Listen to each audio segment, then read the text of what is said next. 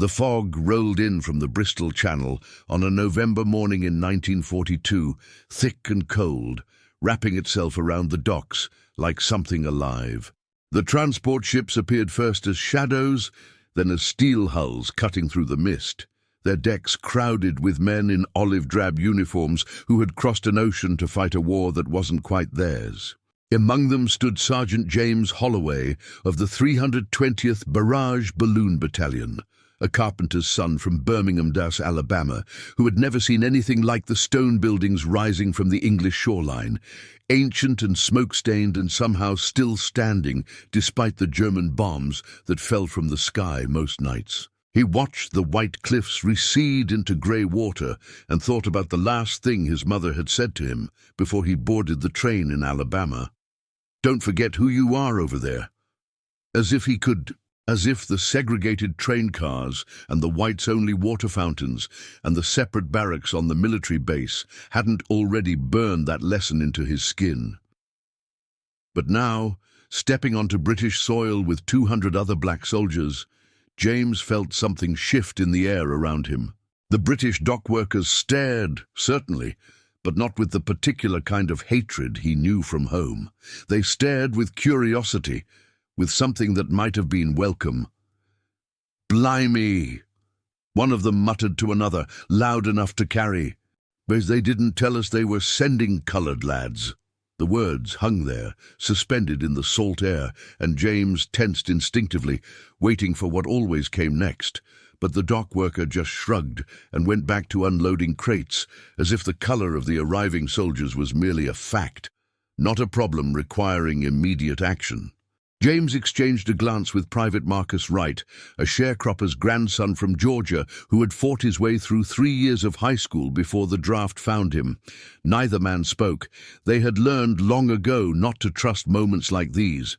The first week passed in a blur of military routine, setting up anti-aircraft positions around Bristol, stringing barrage balloons across the sky to deter German bombers, learning to navigate blackout conditions in a city that had already been pounded into rubble in places. But it was the small things that bewildered them. The pub owner in Clifton, who served them without hesitation, pouring pints of bitter with the same casual efficiency he showed the white GIs. The elderly woman on Park Street who stopped to ask where they were from, genuinely interested, not afraid. The children who followed them through the streets, fascinated, asking to touch their uniforms, their skin, treating them like exotic visitors from another world rather than something to be feared or despised. It's like they don't know," Marcus said one evening as they walked back to the barracks through streets lit only by moonlight and the occasional flash of searchlights scanning for enemy planes. "Like they don't understand how it's supposed to work." James didn't answer immediately. He was thinking about the girl he'd seen that afternoon outside the cinema on White Ladies Road, white, maybe 19, with dark hair curled in the fashion of the time. She had smiled at him. Actually smiled, not the tight-lipped grimace of white women back home who looked at black men as if they were a species of dangerous animal. Just smiled, like he was a person, like his presence didn't require an immediate crossing to the other side of the street. "Maybe they don't," James said finally. "Maybe that's the problem." The problem, as it turned out, was exactly that. Within days of the first black units arriving, American military police began patrolling the streets of Bristol and Bath, Liverpool and London, wherever black soldiers were stationed. They carried clubs and wore armbands and acted as if British soil was just an extension of Alabama or Mississippi, as if Jim Crow had jurisdiction across the Atlantic. They tried to establish separate pubs for black and white soldiers. They pressured British pub owners to refuse service to black GIs. They threatened British women who danced with black soldiers at the social events organized by the local Red Cross. And the British, to the astonishment of the Americans, refused. The mayor of Bristol issued a statement that made its way through the barracks within hours. British establishments would serve any Allied soldier, regardless of race. The pub owners in Bath put up signs, "All Allied servicemen welcome." The women kept dancing. The military police kept trying to enforce rules that didn't exist in British law, and British authorities kept quietly, firmly, pushing back. James heard the stories from soldiers in other units. A white MP in Liverpool tried to drag a black soldier out of a dance hall, and the British bouncers threw the MP out instead. In a village outside London, American officers tried to organise separate recreational facilities, and the local council refused to cooperate, stating that segregation was not the British way. In Bath, at a social club organised specifically for black GIs, white American officers showed up to shut it down and found themselves politely but firmly escorted out by British military police.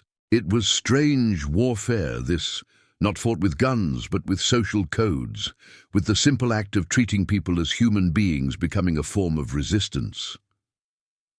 James found himself in the middle of it, one cold December evening, when he and Marcus went to a dance at the Colston Hall in Bristol. The ballroom was packed with soldiers, most of them black, and young British women in their best dresses, tired from factory work or nursing shifts, but determined to have one night of normalcy in a world gone mad with war. The band was playing Glenn Miller, something upbeat and American, and the floor was full of couples moving together in the dim light. James stood against the wall, watching, not quite believing he was allowed to be here. A blonde girl in a green dress approached him, her hand extended. "You going to stand there all night, then?" Her accent was thick Bristol, vowels flattened and consonants dropped.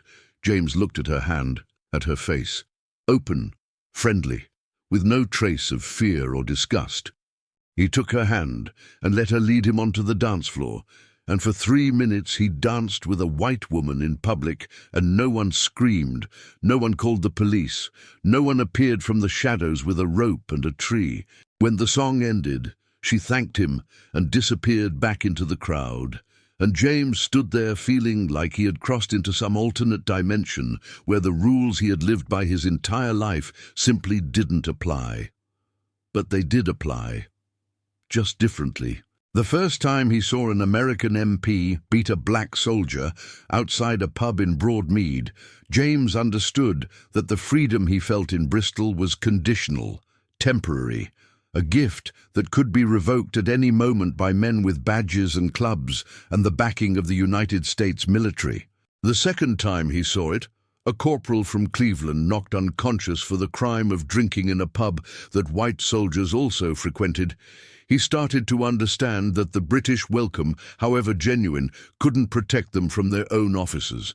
The third time, he stopped being surprised and just felt tired. The British tried. God knows they tried. Local newspapers ran editorials condemning American segregation. The BBC broadcast programs about racial equality. British soldiers, the ones who hadn't been sent to North Africa or Asia yet, got into fistfights with American MPs who tried to enforce colour lines in British establishments.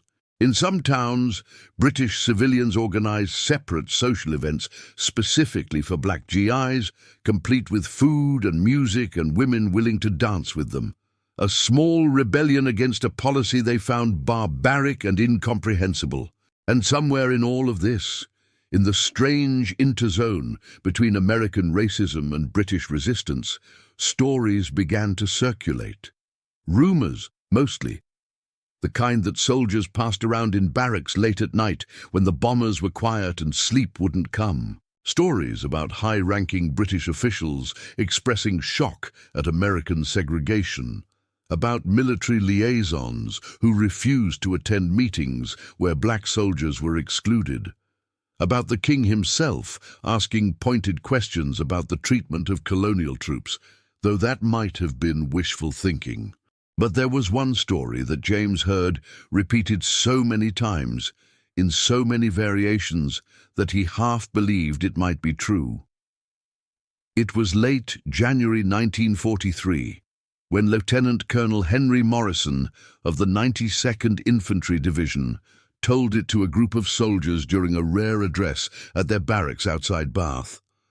Morrison was one of the few black officers who had managed to survive the Army's constant efforts to remove black men from positions of leadership, and he carried himself with the careful dignity of someone who understood that his every action was being scrutinized, that any mistake would be used as evidence against his entire race.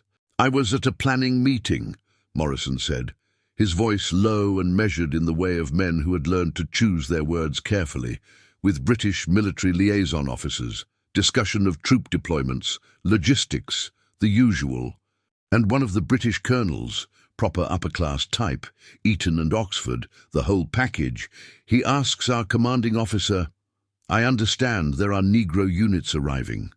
How shall we accommodate them?" And our CO, he starts explaining the segregation policy. "Separate facilities, separate recreational areas, the works." Morrison paused, looking out at the sea of black faces watching him in the dim barracks light. And this British colonel, he just stares at our commanding officer like the man has suggested something obscene. Doesn't raise his voice, just says very quietly, "That won't be possible on British soil.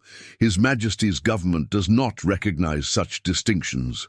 Our CO starts to argue, and the British colonel cuts him off, says the matter has been discussed at the highest levels, says when Her Majesty the Queen was informed that American Negro troops would be arriving in England, she asked to be assured they would be treated with the same respect as any Allied serviceman.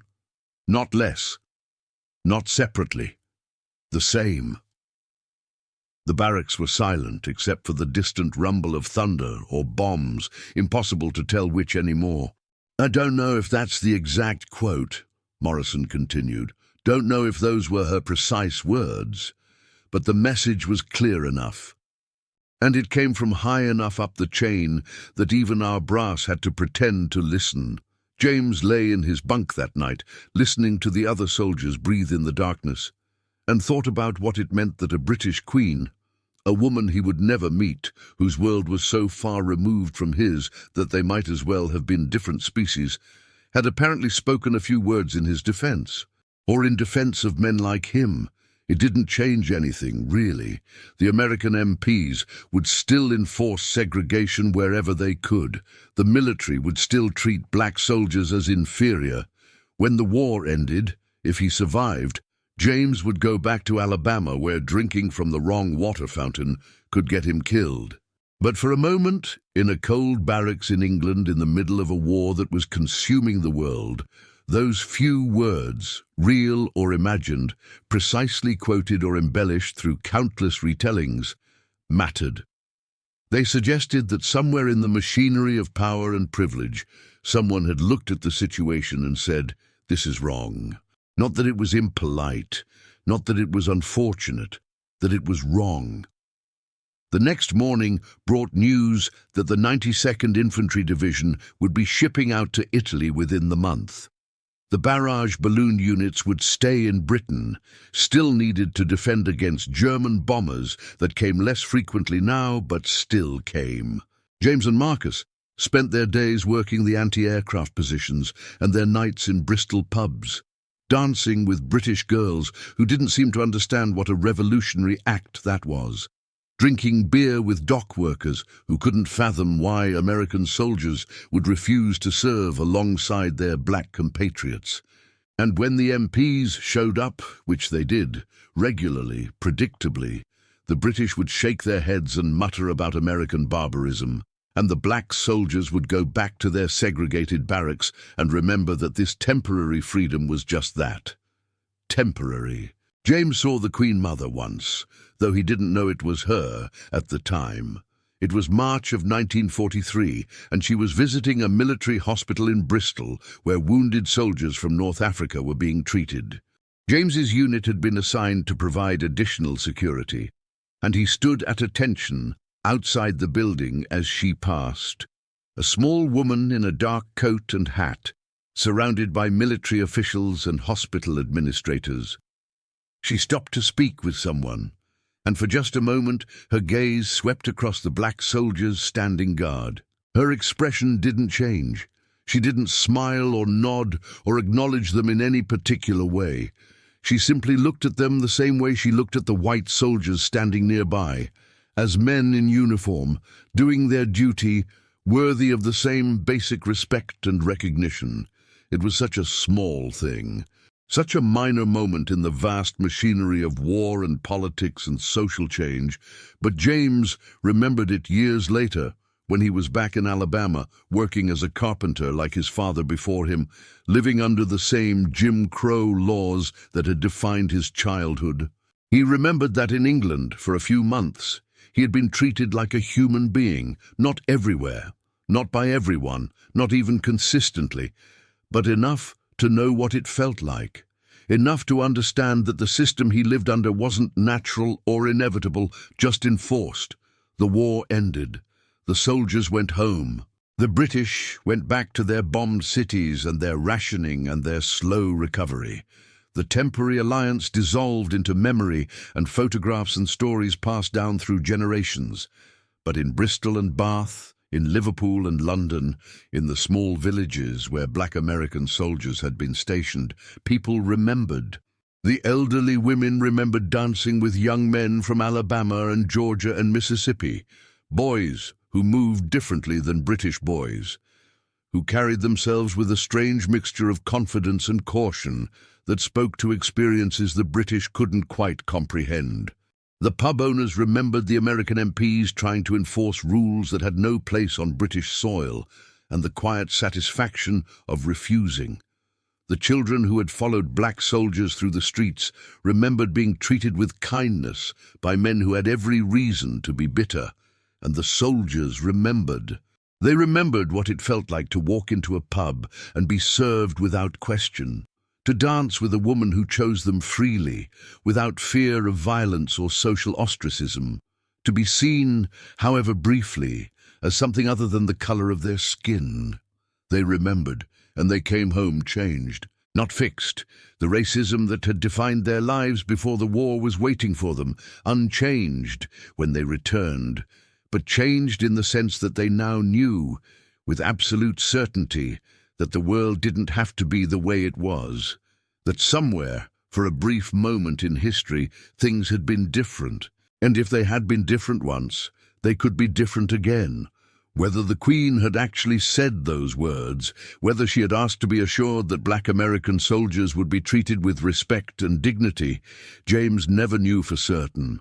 The story existed in that liminal space between fact and hope, repeated and embellished and passed down until it became part of the mythology of that strange time when black soldiers crossed the ocean and found, in a bomb-damaged island nation, a glimpse of the freedom they were supposedly fighting for. But true or not, precisely quoted or imagined, the story mattered, because it suggested that power could be used for something other than oppression. That privilege could be leveraged for justice rather than maintenance of hierarchy. That in the vast, grinding machinery of war and racism and empire, individual voices, even voices from the highest levels of society, could still say, "No, not here, not on our soil, not to these men." And for soldiers who had spent their entire lives being told they were worth less than other people, that their humanity was somehow questionable, that their basic dignity was subject to debate and majority vote and local custom, for those men, the idea that someone with real power had spoken in their defense, however briefly, however conditionally, was something worth believing in, even if it changed nothing in the end. Even if they went back to the same segregated world they had left, even if the temporary freedom of England dissolved like morning fog when the transport ships carried them home. At least they knew. At least they had seen. At least they could tell their children. For a few months in 1943, in a country that wasn't ours, we were treated like men. And that, in the end, was its own kind of victory.